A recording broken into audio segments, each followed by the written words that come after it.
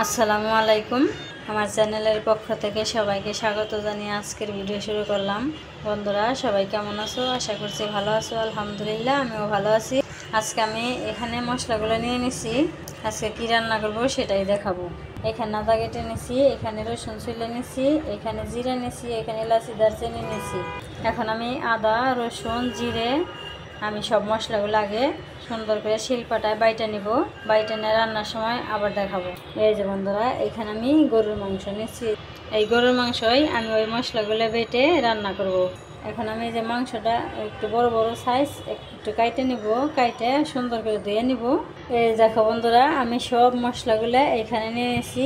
এখানে আমি আদা রসুন বাইটা নিচ্ছি, এখানে জিরা বাইটা নিচ্ছি, পেঁয়াজ কেটে নিচ্ছি, হলুদ মরিচ ধনিয়া এলাচি দারচিনি লবণ।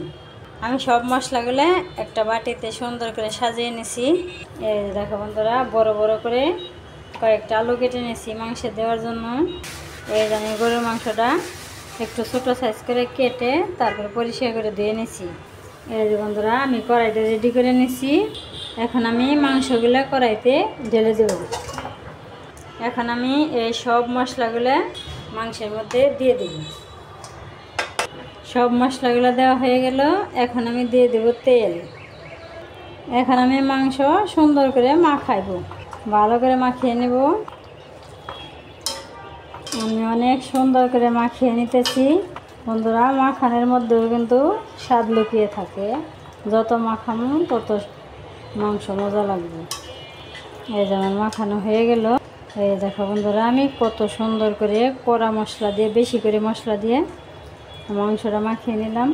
এখন আমি এইভাবেই চুলায় বসিয়ে দেব। মাংস আমি চুলায় বসিয়ে দিছি। এখন আমি চুলাটা জ্বালিয়ে দেব। এখন আমি ভালোভাবে কষিয়ে নিই। সব সময় তো খালি খিচুড়ি পোলাও রান্না করি। আজকে বলছি যে সাদা ভাত দিয়েই গরুর মাংস খাবো, এই জন্য সাদা ভাতই রান্না করলাম। আর গরুর মাংসটা তো খাওয়া হয় না, মুরগিটাই বেশি খাওয়া হয়। মেয়ের বাসায় আসছি, মেয়ে গরুর মাংস আনছে, এই জন্য রান্না করলাম। আমি অনেক সুন্দর করে কষিয়ে নিব, কারণ গরুর মাংস সবাই জানে একটু সময় লাগবে। ভালো করে কষিয়ে রান্না করে নেই, তারপর আবার দেখাবো। এই যে মাংসের মধ্যে যতটুকু পানি আছিল পানিটা কিন্তু শুকিয়ে গেছে। এখন আমি কষানোর জন্য আবার পানি দিয়ে দিলাম। এই যতটুকু পানি দিয়ে দিলাম, এই পানিটুকু শুকাইব, তারপরে সে আমি আলু দেব। এই যে দেখো বন্ধুরা, আমি দুইবার করে পানি দিয়ে সুন্দর করে কষিয়ে নিলাম। এই যে অনেক সুন্দর হয়েছে কষানো। এখন আমি আলু দিয়ে দেব। এখন আমি আলু দিয়ে দিলাম। এখন আলু দিয়ে আবার একটু কষিয়ে নেব। গরুর মাংসের জন্য বড় বড় করে আলু কেটে দিছি। যে এই চুলায় ভাত বসিয়ে দিলাম। আজকে সাদা ভাত আর গরুর মাংস।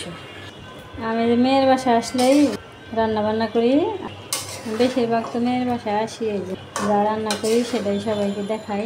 সবার সাথে একসাথে রান্না করা হয়। আমি যে ঘরে বসে সব কিছু রেডি করে নিই, তারপর রান্নাটা দেখাই। আর মেয়ের বাসায় তো আমি যেমন সেমন রান্না করতে পারি। আর মেয়ের বাসায় আমি একা একা রান্না করতে পারি, সব কিছু দেখাইতে পারি। আলু দিয়ে আমি সুন্দর করে কষিয়ে নিলাম। এখন আমি পানি দিয়ে দেব।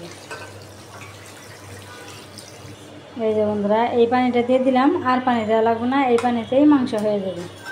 এখন রান্না শেষ হোক, তারপর দেখাবো। সবাই সাথে থেকো। এই যে দেখো বন্ধুরা, মাংসটা হয়ে গেল। এখন আমি নামিয়ে নিব। এই যে বন্ধুরা, মাংসটা নামিয়ে নিলাম, আমি কড়াইতে রেখে দিলাম। আজকে আমার গরুর মাংসের ভিডিও কেমন হয়েছে অবশ্যই কমেন্টে জানাবে। সবার সুস্বাস্থ্য কামনা করছি। এতক্ষণ তো ধরে কষ্ট করে যারা ভিডিওটা দেখলে সবাইকে অনেক অনেক ধন্যবাদ।